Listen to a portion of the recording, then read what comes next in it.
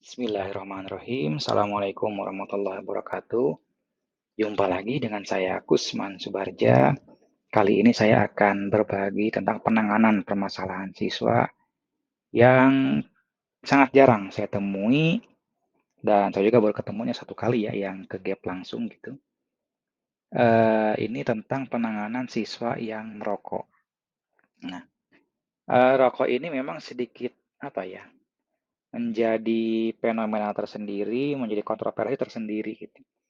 Jadi di satu sisi memang secara kesehatan itu sangat tidak dianjurkan, bahkan cenderung dilarang. Sementara di sisi yang lain ini ada keuntungan ekonomi yang cukup besar muncul dari aktivitas rokok itu sendiri. Nah, tapi saya tidak akan membahas ke sana. Di sini saya akan membahas tentang bagaimana penanganan terhadap siswa yang kedapatan merokok. Nah, permasalahannya ini siswa kedapatan merokok sedang di toilet sekolah. Sedangkan di aturan sekolah sudah jelas bahwa siswa dilarang merokok atau sekolah itu zona bebas asap rokok sebetulnya sesuai dengan peraturan Kementerian Pendidikan. Nah, sehingga di sekolah sama sekali tidak boleh merokok, gitu. Apalagi siswa, gitu. Sudah jelas dilarang. Nah, sementara siswanya mengklaim bahwa orang tuanya sudah membolehkan. Gitu. Nah, ini membolehkannya itu apakah membolehkan dengan rela atau membolehkan karena terpaksa? Gitu. Karena biasanya yang terjadi ketika orang tuanya melarang anaknya merokok, sedangkan posisi orang tuanya sendiri perokok, maka anaknya biasanya melawan. Bapaknya aja ngerokok, kok ngelarang anak rokok gitu. Jadi bumerang akhirnya ya terserah gitu. Nah terserah itu biasanya diartikan sebagai bentuk dukungan bahwa kamu juga boleh merokok gitu, karena orang tuanya merokok. Ini juga sebenarnya menjadi kesulitan tersendiri mungkin bagi para orang tua yang merokok melarang anaknya merokok gitu. Karena ya dia sendiri melarang anaknya tapi yang bersangkutan melakukan apa yang dia larang gitu. Jadi kontradiktif sebetulnya. Ini juga termasuk klaim bahwa anak merasa didukung. Padahal tembakau itu yang dirokok termasuk zat adiktif menurut undang-undang yang berlaku. Jadi saya nemunya pasal 113 ayat 2 Undang-Undang 36 tahun 2009 tentang kesehatan.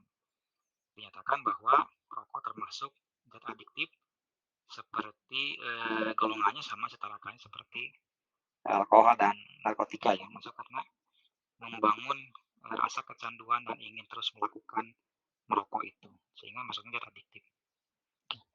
Sementara penyalahgunaan zat adiktif untuk anak itu di Undang-Undang Perlindungan Anak itu dilarang gitu. Dan bahkan saya juga menemukan di undang-undangnya juga bahwa menjual rokok kepada anak itu juga pelanggaran hukum pidana malah masuknya. Bisa dipidana si yang menjual rokoknya itu kepada anak-anak. Nah, anak yang di sini batasannya adalah anak itu disebut anak ketika berusia di bawah 18 tahun. Nah, sementara kalau di SMK kan secara umum itu sampai kelas 3 SMK rata-rata belum melalui usia 18 gitu. Jadi usia 18-nya itu baru setelah lulus SMK baru ada. Tapi bisa jadi ada satu dua orang yang kasus khusus tertentu yang sudah 18 itu sangat jarang.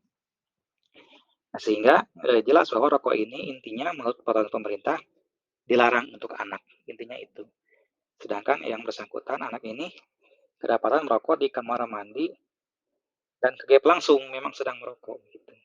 Dan ini memang jarang terjadi sebetulnya. Tapi ini kedapatan seperti itu. Nah, setelah dipetakan permasalahannya, tadi yang pertama yang bersangkutan merasa ada dukungan dari orang tua karena ketika dia merokok depan orang tuanya tidak melarang. Padahal bisa saja dia tidak melarang karena tidak bisa jadi dia tidak mampu melarang. Padahal ingin melarang, gitu, tapi tidak mampu. Tidak mampuannya bisa jadi karena yang bersangkutan juga orang tuanya bisa jadi perokok juga gitu. Atau bahkan anaknya sudah memang tidak bisa dikendalikan oleh orang tuanya. Kemudian anak mudah mendapatkan rokoknya. Jadi mendapatkan rokoknya itu mudah. Anak usia di bawah 18 tahun itu. Lain halnya ketika di luar negeri Itu ketika akan beli rokok usianya kelihatan agak gemuk ditanya dulu KTP-nya, sudah usia di atas 18 belum gitu. Sama seperti akan membeli alkohol. Ketika di bawah 18 itu tidak dikasih oleh penjualnya karena pasti akan bermasalah gitu.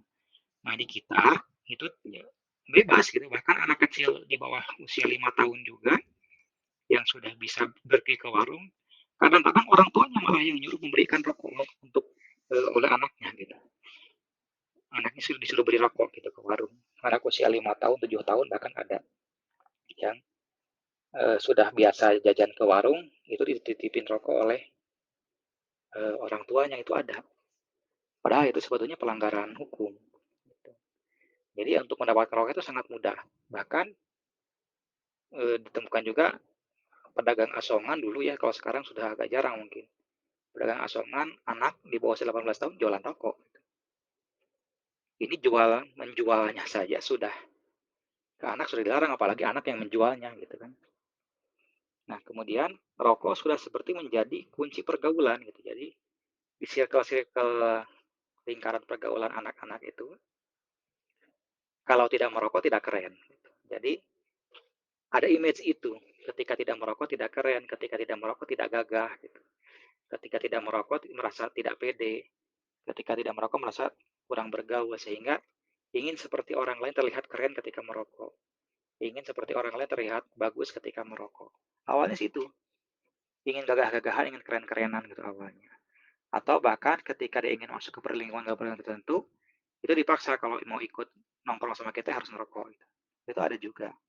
Yang akhirnya karena terpaksa awalnya, atau karena penasaran nyoba, kesininya jadi keterusan, dan akhirnya menjadi adik, apa, kecanduan lah gitu, sulit untuk dilepaskan.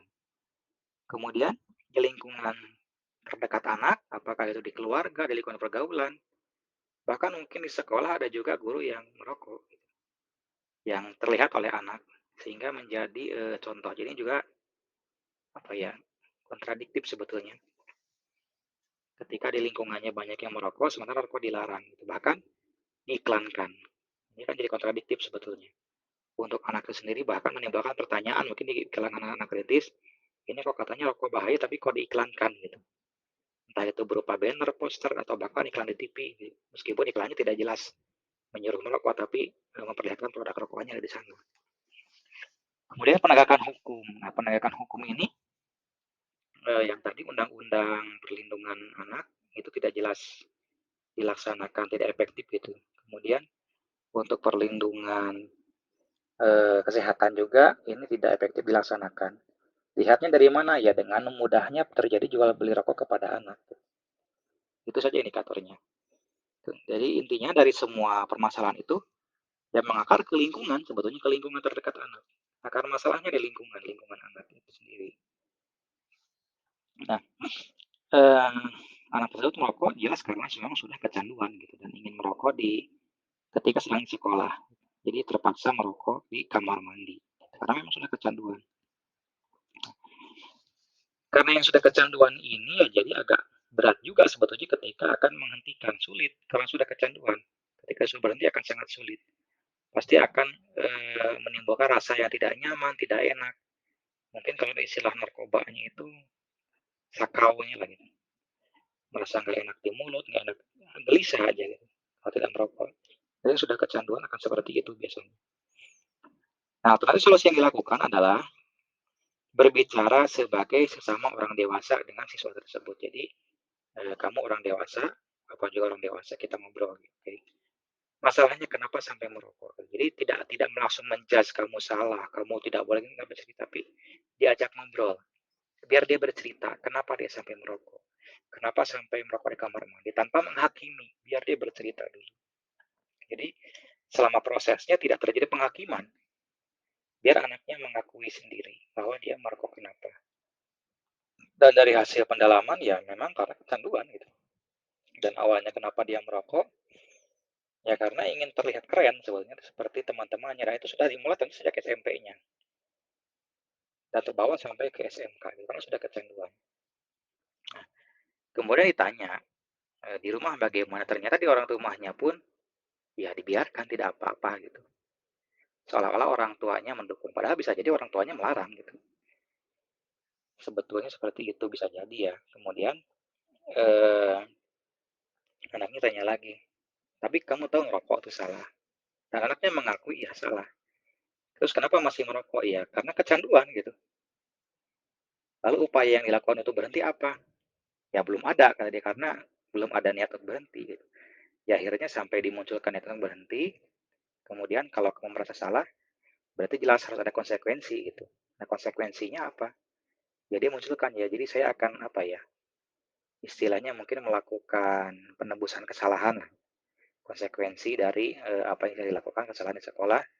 Jadi anaknya mengajukan mau membersihkan masjid sekolah selama 1 minggu. Kerja bakti di sekolah selama 1 minggu dan dipantau ya memang yang bersangkutan melaksanakan. Jadi ya saya anggap ketika dia dengan sukarela melaksanakan, satu menjadi pahala dan ibadah juga untuk yang bersangkutan. Kemudian setidaknya meskipun anaknya tidak bisa langsung berhenti merokok, dia sudah tahu bahwa itu salah dan harus berhenti. Dan dia sudah akan mencoba mengupayakan untuk berhenti. Kemudian dikonfirmasi ke orang tuanya, apakah betul atau tidak, dan bersama-sama supaya bagaimana mengatasi anaknya kecenderungan supaya berhenti merokoknya. Ya meskipun pelan-pelan dan meskipun belum tentu bisa berhasil, tapi paling tidak ada upaya yang dilakukan untuk itu. Kemudian membangun kesadaran hidup sehat tanpa asap rokok mulai dari lingkungan terkecil, apakah lingkungan sekolah, keluarga. Ini memang berat, jangka panjangnya seperti ini. Tapi itu memang harus dilakukan meskipun berat. Ya. Tapi jangka pendeknya, paling tidak anaknya sudah sadar, sudah tahu bahwa merokok itu salah dan tidak harus dilakukan. Sehingga ketika dia sudah salah, bisa jadi cepat atau lambat dia akan menyadari harus berhenti merokok. Itu yang terpentingnya itu. Apa?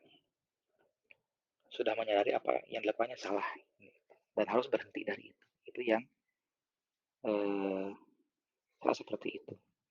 Nah, hasil pemecahannya bahwa seperti yang saya sampaikan tadi terbuka, anak itu sudah terbuka, kemudian menyadari punya konsekuensi dan mengakui, kemudian secara terus mengakui bahwa dia salah gitu, dan mengusulkan bahwa konsekuensinya harus seperti ini yang membersihkan masjid tadi itu.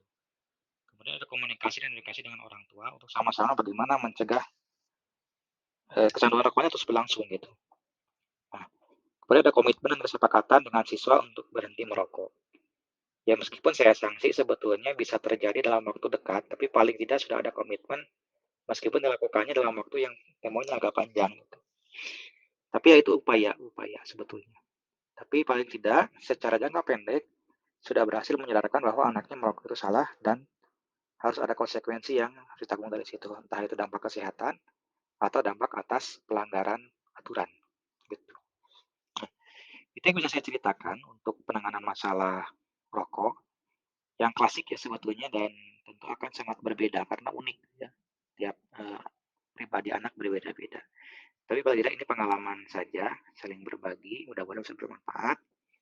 Terima kasih atas atensinya dan sampai jumpa lagi di video berikutnya. Saya akhiri dengan Assalamualaikum warahmatullahi wabarakatuh.